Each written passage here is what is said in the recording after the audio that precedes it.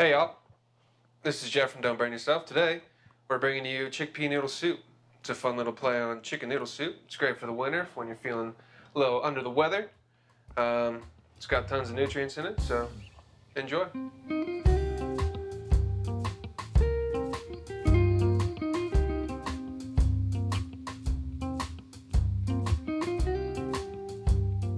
Here we go. Chickpea noodle soup, vegan chickpea noodle soup. Got our chunky mirepoix, keeping it pretty traditional. Here we have our garlic, oregano, fresh thyme, and turmeric. Got our little rings. You can use any kind of small pasta you want. Alphabets, if you're feeling as classic as it gets. Chickpeas. These are canned. Give them a good rinse, thorough rinse. Once they start, they'll either foam up or they'll foam in the bottom of the sink. So once that's done, you're pretty much in the clear. And some chopped kale. Veggie stock.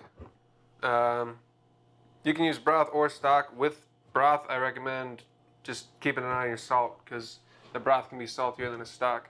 And our good friend, the ever pretty vegan butter.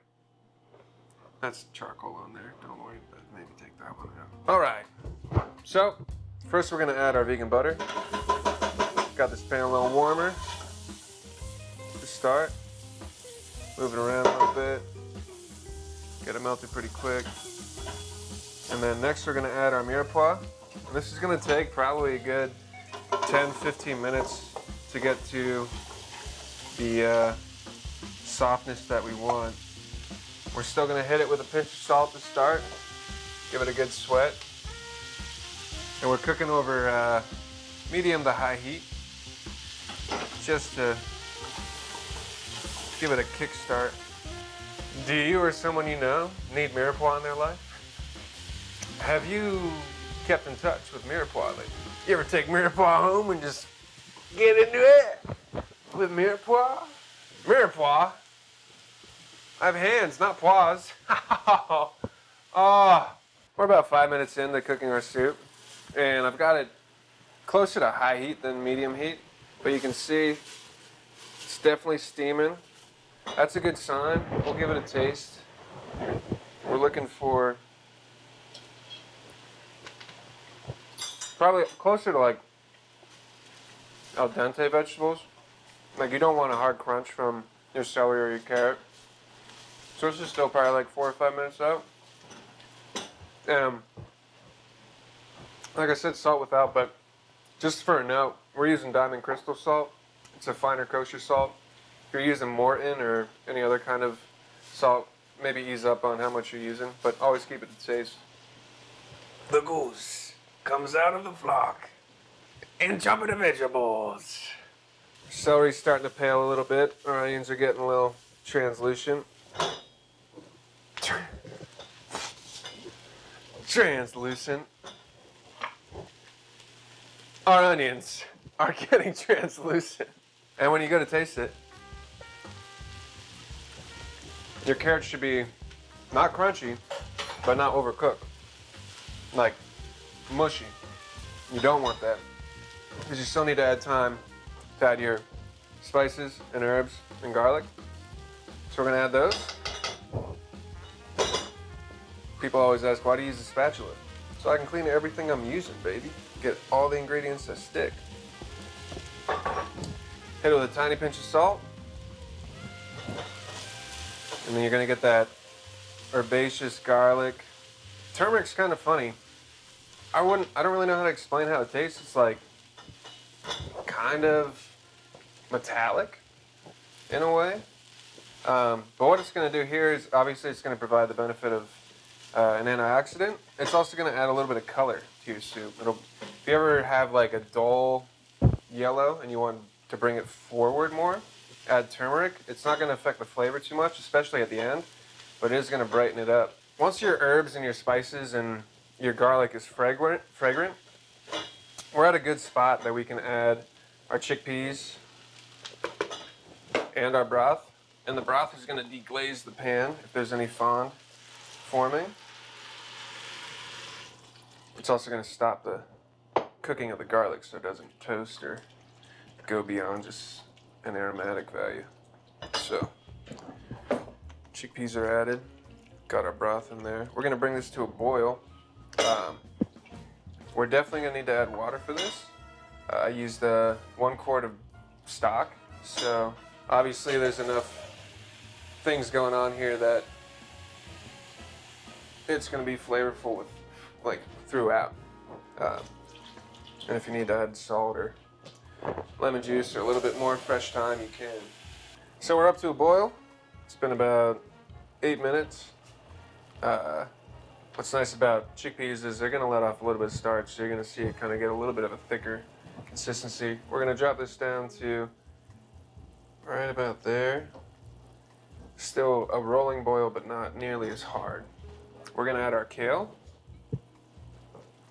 Oh yeah, you're killing me, Smalls. And we're gonna add our rings. Oh baby. And now here's where we get down to the wire, baby. We're gonna cook our rings until they're just al dente.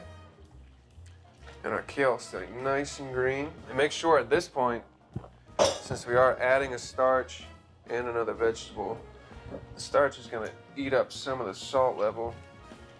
So we may need to add salt now or at the end. Definitely. Gotta make it taste like it's gonna cure your soul. So here we go. Bring it up to medium to high. Go ahead and taste one of your vegetables. Still has like the smallest amount of texture, but definitely cooked. Definitely cooked. Goose in, baby. The soup is so easy. And it's so good. And it's vegan. And I know a lot of us now moving towards that lifestyle.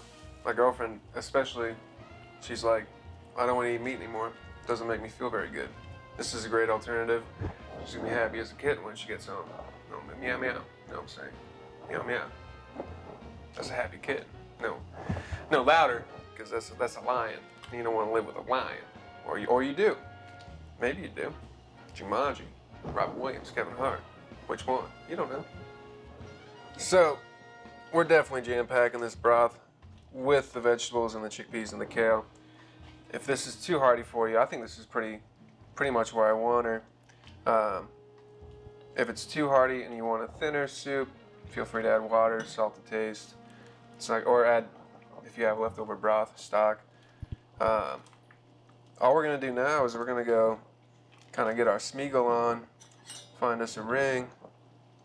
We'll dive down in the dead marshes, baby. Oh, yeah, precious. So we're still about, that's only probably 4 minutes in, so I'm jumping the gun.